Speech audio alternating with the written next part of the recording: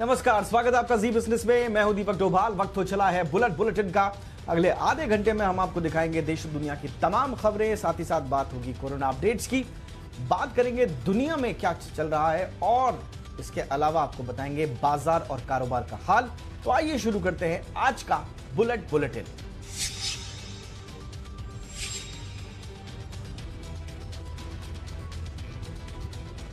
राम मंदिर के भूमि पूजन को लेकर तैयारियां पूरी हो चुकी हैं। प्रधानमंत्री नरेंद्र मोदी कल भूमि पूजन के लिए अयोध्या जाएंगे।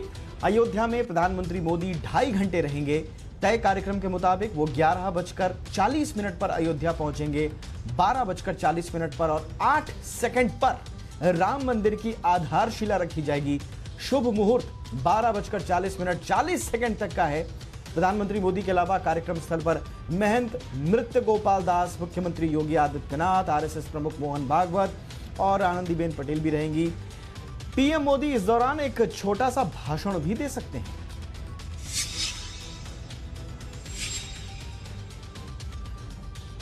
तो कल अयोध्या में राम मंदिर का भूमि पूजन होगा। इस पर कांग्रेस महासचिव प्रियंका गांधी ने कहा है कि भूमि पूजन का कार्यक्रम राष्ट्रीय एकता, बंधुत्व और सांस्कृतिक समागम का अवसर बने। प्रियंका गांधी ने अपने ट्वीट में लिखा है कि सरलता, साहस, संयम, त्याग, वचनबद्धता दीन बंधु राम नाम का सार है। राम सब में है, सबके साथ है राम। उनका यह बयान ऐसे वक्त पे सामने आया है जब कांग्रेस के भीतर से कई तरह के बयान आ रहे हैं। जहां एक तरफ कमलनाथ ने भूमि पूजन का स्वागत किया है तो दूसरी तरफ दिग्विजय सिंह ने भूमि पूजन के मुहूर्त को लेकर सवाल उठाए हैं।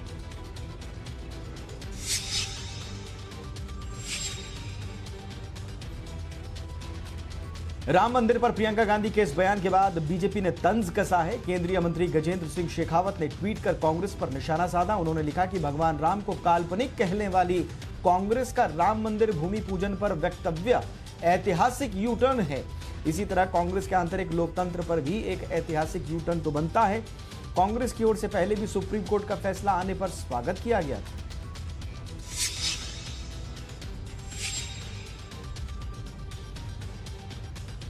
अयोध्या में राम मंदिर भूमि पूजन को लेकर राजनीति गरमाई हुई है। अब आम आदमी पार्टी के नेता संजय सिंह ने एक ट्वीट करके बीजेपी पर निशाना साधा है। उन्होंने लिखा कि देश में कोरोना की स्थिति भयावह हो रही है।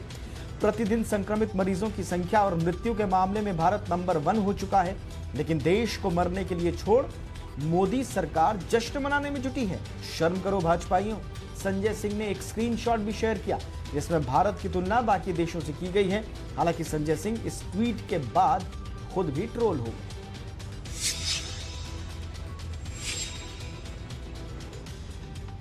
अब पंजाब कांग्रेस में घमासान शुरू हो गया है। जहरीली शराब से मौत के मामले में मुख्यमंत्री कैप्टन अमरिंदर सिंह विपक्ष के संग अपनों के निशाने पर भी हैं। कांग्रेस के 2 राज्यसभा सदस्य और एक पूर्व विधायक ने कैप्टन के खिलाफ मोर्चा खोल दिया है। दोनों ने जहरीली शराब के मामले की जांच सीबीआई से कराने की मांग की है। उन्होंने राज्यपाल से मिलकर पत्र भी दिया है। कैप्टन को हटाने के लिए सोनिया गांधी से तक मांग कर डाली गई है। उनकी बयानबाजी बढ़ने पर अब पंजाब कांग्रेस प्रधान ने दूसरे दलों के खिलाफ कार्रवाई के लिए सोनिया गांधी से सिफारिश की है।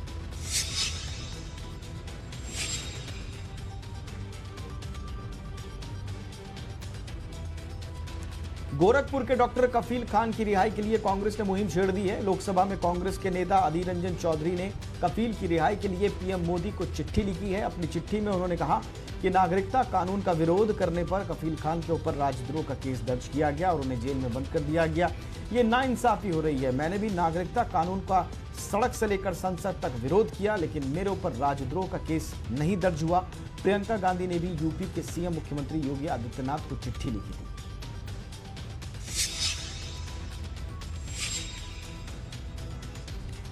देश में कोरोना वायरस के रोजाना 50,000 से ज्यादा मामले सामने आ रहे हैं। स्वास्थ्य मंत्रालय के आंकड़ों के मुताबिक 24 घंटे के दौरान 52,060 नए केसेस देखने को मिले। इससे कुल कोरोना के केस जो है बढ़कर 18,55,755 हो गए। एक दिन में अमेरिका और ब्राजील में भी इतने केस नहीं आ रहे हैं जितने भारत में आ रहे हैं। 24 घंटे के दौरान देश में कोरोना से 803 लोगों की जान जा चुकी है। अब तक कुल 38,948 लोगों की मौत हो चुकी है। हालांकि रिकवरी रेट 66% के ऊपर आ गया है।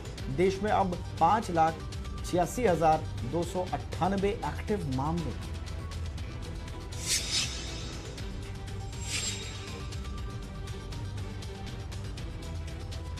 देश में रोजाना नए मरीजों के बढ़ते आंकड़ों की वजह से लगातार बढ़ती टेस्टिंग को इसके पीछे की वजह बताया जा रहा है। कोरोना के मामलों की पहचान के लिए भारत में टेस्टिंग को लगातार बढ़ाया जा रहा है और रोजाना रिकॉर्ड तोड़ टेस्टिंग हो रही है। भारतीय आयुर्विज्ञान अनुसंधान परिषद यानी कि आईसीएमआर के मुताबिक सोमवार को देश में 6.61 लाख से ज्यादा कोरोना टेस्ट हुए, जो एक दिन में अब तक हुए सबसे ज्यादा टेस्ट हैं। अब तक देश में कुल 2 करोड़ से ज्यादा टेस्ट हो चुके हैं।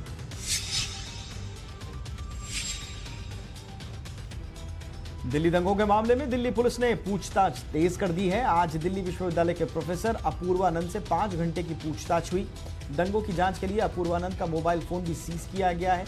इस पूछताछ के बाद प्रोफेसर अपूर्वानंद ने कहा कि मैं जांच में सहयोग कर रहा हूं। विरोध प्रदर्शन करना सभी का मौलिक अधिकार है। अपूर्वानंद ने सीएए और एनआरसी के विरोध में बयान दिया था। उन्होंने कहा कि मामले में सही तरीके से जांच की जाए और किसी बेगुनाह को न फंसाया जाए। इससे पहले शुक्रवार को जेएनयू के पूर्व छात्र उमर खालिद से भी पूछताछ हुई थी।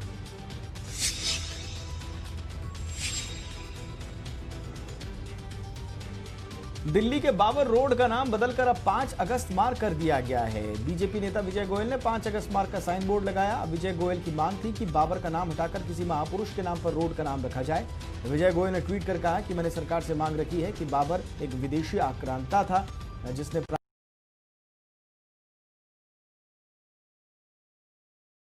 बदल 5 अगस्त रखा जाना चाहिए।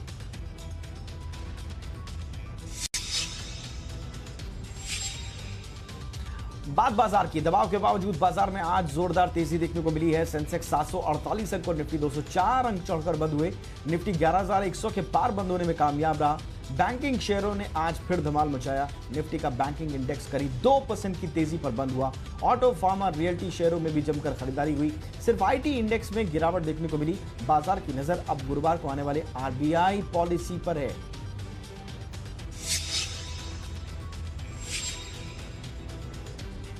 बाजार की आज की तेजी के हीरो रहे रिलायंस इंडस्ट्रीज, जी एंटरटेनमेंट, एचडीएफसी बैंक और मारुति। गिरने वाले में रहे टेक महिंद्रा, बीपीसीएल, इंडसइंड बैंक और टाटा मोटर्स। आईटी शेयरों की जमकर पिटाई हुई। एचसीएल टेक, इन्फोसिस, एम्फोसिस में गिरावट के साथ बंद हुए। बैंकिंग शेयरों में आरबीएल बैंक, एक्सिस बैंक चढ़े। ऑटो शेयरों ने आज रफ्तार पकड़ी। मारुति के अलावा हीरो, भारत फोर्ज और बजाज ऑटो में जमकर खरीदारी देखने को मिली है।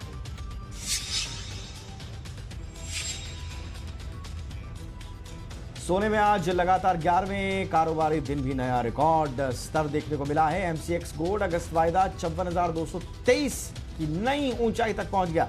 वहीं अक्टूबर वायदा ने आज 53,865 रुपए का नया रिकॉर्ड बनाया। अंतर्राष्ट्रीय बाजार में भी सोने की तेजी बरकरार है। कॉमेक्स पर सोना $2,000 के बेहद करीब कारोबार करता नजर आया। 2020 में सोने ने अब तक 37% का रिटर्न दिया है।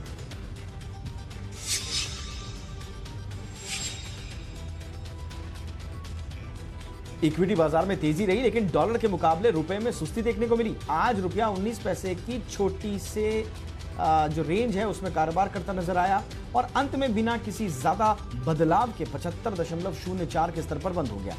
सभी एशियाई करेंसीज में गिरावट के बीच रुपया 74.99 और 75.18 के बीच कारोबार करता नजर आया। रुपया आज कमजोरी के साथ 75.15 पर खुला। रुपया कल 75.01 पर बंद हुआ था।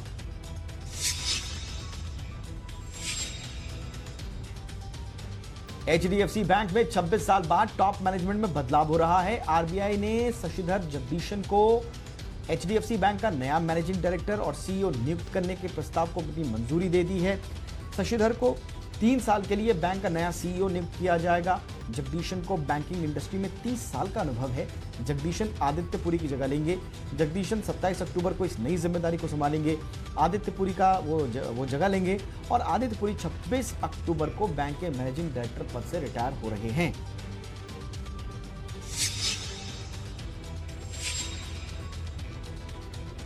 सरकारी तेल रिफाइनरी कंपनी बीपीसीएल के विनिवेश टालने की अटकलों के बीच अब यह खबर है कि इसके विनिवेश की प्रक्रिया इसी साल पूरी होगी। जी बिजनेस को मिली एक्सक्लूसिव खबर के मुताबिक सरकार बीपीसीएल का विनिवेश इसी साल करना चाहती है और वो इसके लिए प्रतिबद्ध है। इससे पहले खबर आई थी कि बीपीसीएल का विनिवेश इस वित्त वर्ष में पूरा नहीं हो पाएगा क्योंकि सरकार ने बोली मंगाने में देरी कर दी है। 29 जुलाई को सरकार ने बीपीसीएल बिडिंग मंगाने की डेडलाइन को तीसरी बार बढ़ाकर 30 सितंबर किया था।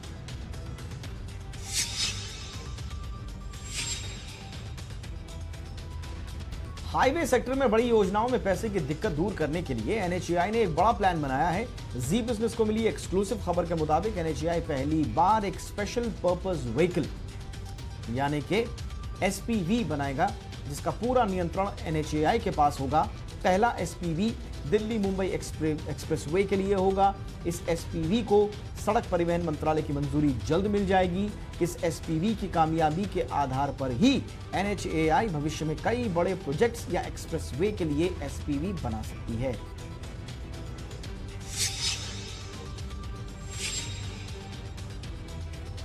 सरकार ने प्रधानमंत्री स्वनिधि योजना की समीक्षा बैठक के लिए एक चर्चा की है और बैठक की है।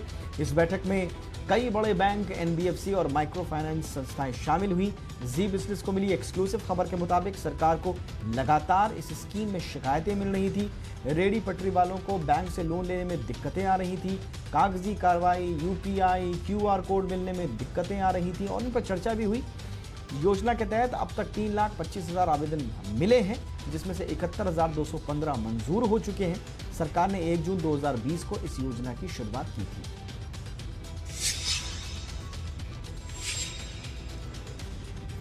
स्पाइस जेट अगले महीने से लंदन की उड़ानें शुरू करेगी। एयरलाइंस को लंदन के हीथ्रो हवाई अड्डे पर स्लॉट मिल गया है। स्पाइस जेट ने कहा है कि एयर बबल करार के तहत उसे ये स्लॉट मिले हैं। अंतर्राष्ट्रीय उड़ानें शुरू होने के बाद इसका विस्तार कर उसे नियमित उड़ान सेवा की इजाजत दी जाएगी।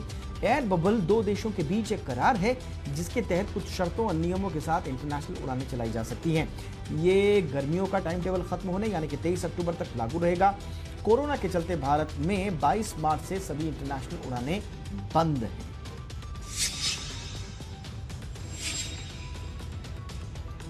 लॉकडाउन में रियायतों का असर बेरोजगारी में कमी के तौर पर दिखने लगा है। CMI के मुताबिक जुलाई में बेरोजगारी का आंकड़ा 7.43% रहा जून में, जबकि ये 11% के करीब था। आंकड़ों में जुलाई में शहरी और ग्रामीण दोनों इलाकों में रोजगार बढ़ने के संकेत है। जुलाई में शहरी बेरोजगारी जून के 12% से घटकर 11% के करीब पहुंची है, जबकि ग्रामीण इलाकों की बेरोजगारी का आंकड़ा 10.5% के स्तर से घटकर जुलाई में 6.66% पर रहा है। बेरोजगारी के ये आंकड़े लॉकडाउन के पहले के स्तर के आसपास ही। मुंबई में लगातार बारिश से निचले इलाकों में पानी भर गया है। मौसम विभाग ने पहले से ही आज और कल के लिए रेड अलर्ट जारी किया हुआ है, जिसे देखते हुए बीएमसी के साथ फायर ब्रिगेड और एनडीआरएफ को सतर्क रहने को कहा गया है। पिछले कुछ घंटों की बारिश में Goregaon, King Circle, Hindmata, Dadar, Shivaji Chowk, Shell Colony, Kurla ST depot पर जल जमाव हो गया। मौसम विभाग ने मछुआरों को चेतावनी जारी की है। यहां पर आने वाले 2 दिनों में 45 से 55 किलोमीटर प्रति घंटे से लेकर 60 किलोमीटर प्रति घंटे की रफ्तार से हवाएं चल सकती हैं। मुंबई के अलावा ठाणे, पुणे, रायगढ़ और रत्नागिरी जिलों के लिए भी रेड अलर्ट जारी किया गया है।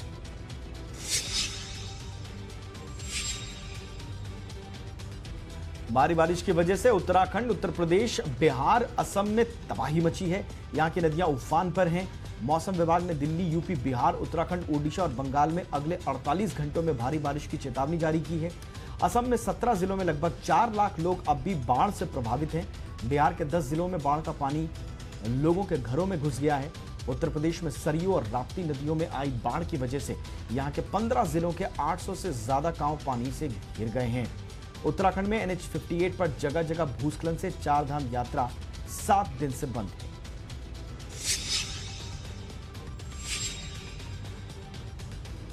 कर्नाटक में कोरोना ने बड़े नेताओं को अपनी चपेट में लेना शुरू कर दिया है। मुख्यमंत्री येदियुरप्पा के बाद अब नेता विपक्ष सिद्धारमैया भी कोरोना पॉजिटिव पाए गए हैं। कल देर रात उन्हें बेंगलुरु के मणिपाल हॉस्पिटल में भर्ती कराया गया। कोरोना के हल्के लक्षण और बुखार के बाद सिद्धारमैया का कोरोना टेस्ट किया गया। इसमें उनके संक्रमित होने की पुष्टि हुई। सिद्धारमैया ने ट्विटर पर लिखा कि उनकी टेस्ट रिपोर्ट पॉजिटिव आई है। इसके बाद डॉक्टर्स की सलाह पर वो हॉस्पिटल में एडमिट हो गए हैं। उन्होंने अपील की है कि जो भी लोग उनके संपर्क में आए हैं वो खुद को क्वारंटाइन कर लें।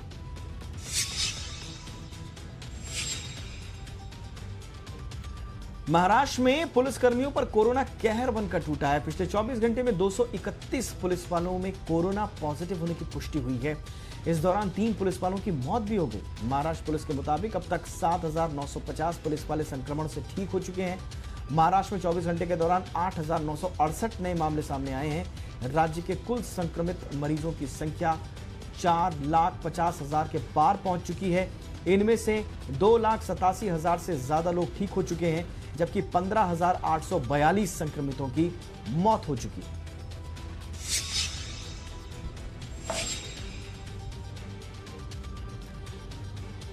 दिल्ली मेट्रो सेवाओं को फिर से शुरू किया जा सकता है। आवास और शहरी विकास मंत्री हरदीप सिंह पुरी ने यह संकेत दिए हैं।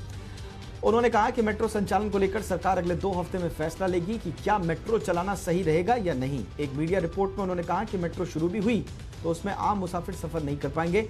मेट्रो सेवा की शुरुआत 50% क्षमता के साथ की जा सकती है। उन्होंने बताया कि मेट्रो के लिए SOPs पर काम चल रहा है। नियम सख्त किए जाएंगे ताकि कोरोना से लड़ाई भी जारी रहे और यात्रियों को सहूलियत भी मिले।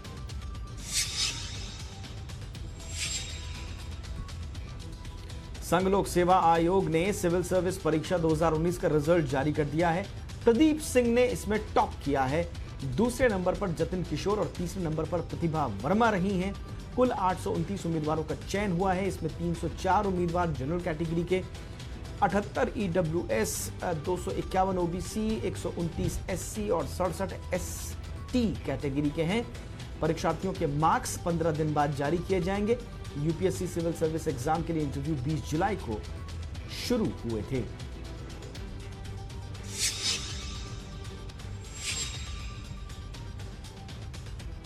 जिन फिल्मों का दर्शकों को बेसब्री से इंतजार रहता है, उनमें सबसे पहला नाम है KGF चैप्टर 2 का। साउथ सुपरस्टार यश के लीड रोल वाली इस फिल्म के लिए अब फैंस का इंतजार लंबे होने वाला है। खबरें हैं कि फिल्म को इस साल अक्टूबर में रिलीज नहीं किया जाएगा। मेकर्स अगले साल मकर संक्रांति के मौके पर फिल्म को बड़े पर्दे पर रिलीज करेंगे। बता दें कि फिल्म के दूसरे पार्ट में यश के साथ एक्टर संजय दत्त और एक्ट्रेस रवीना टंडन भी मुख्य भूमिका निभाते हुए नजर आएंगे।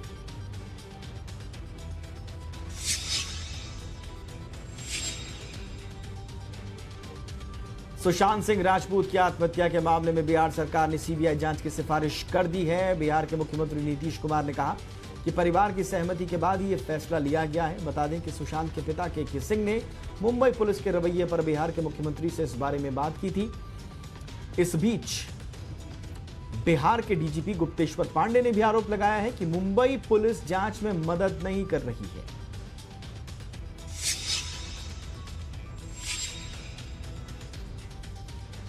अयोध्या में 5 अगस्त को राम मंदिर के लिए होने वाले भूमि पूजन को लेकर सीरियल रामायण में राम की भूमिका निभाने वाले एक्टर अरुण गोविल ने भी अपनी खुशी जाहिर की है। उन्होंने राम भक्तों को नमन करते हुए ट्वीट किया। जय श्री राम का नारा लगाते हुए अरुण गोविल ने कहा कि राम भक्तों के अथक प्रयासों की वजह से ही ये शुभ दिन हमें देखने का सौभाग्य मिला है। उन्होंने भूमि पूजन को दिव्य युग का शुभारंभ बताया।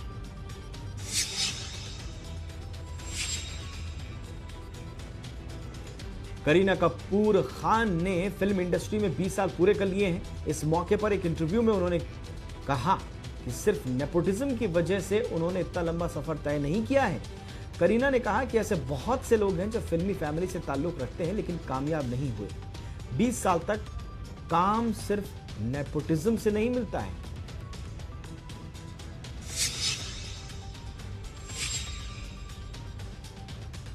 चाइनीज कंपनी वीवो IPL 2020 का स्पॉन्सर नहीं होगी। वीवो ने खुद ही BCCI के साथ अपना करार वापस ले लिया है।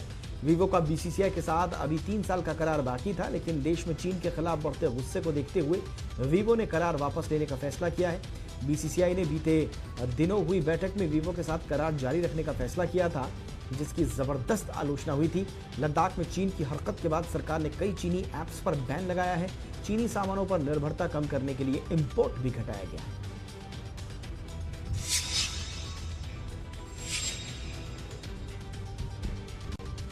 ऑस्ट्रेलियाई क्रिकेट बोर्ड ने वेस्टइंडीज के खिलाफ T20 सीरीज को रद्द कर दिया है। दोनों के बीच अक्टूबर में 3 मैचों की T20 सीरीज होनी थी।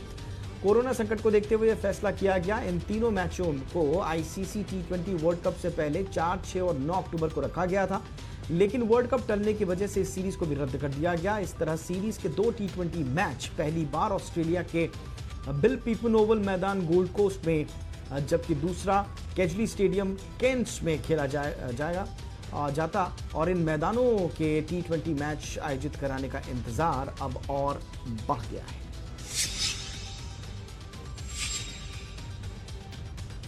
युवराज सिंह ने धोनी को लेकर एक बड़ा खुलासा किया है। युवराज सिंह ने बताया कि जब उन्होंने अपनी वापसी की तो विराट कोहली ने उनका साथ दिया। युवराज ने कहा कि अगर कोहली ने समर्थन नहीं किया होता तो वापसी नहीं कर पाते। उन्होंने कहा कि इसके बाद धोनी ने 2019 विश्व कप के बारे में उन्हें सही तस्वीर दिखाई कि चयनकर्ता आपके बारे में नहीं सोच रहे हैं। धोनी ने युवराज को बताया कि वो इस टीम के प्लान में नहीं है। युवराज ने कहा कि 2011 के विश्व कप तक धोनी को उन पर बहुत भरोसा था। 2011 विश्व कप जीत में युवराज ने बड़ी भूमिका निभाई।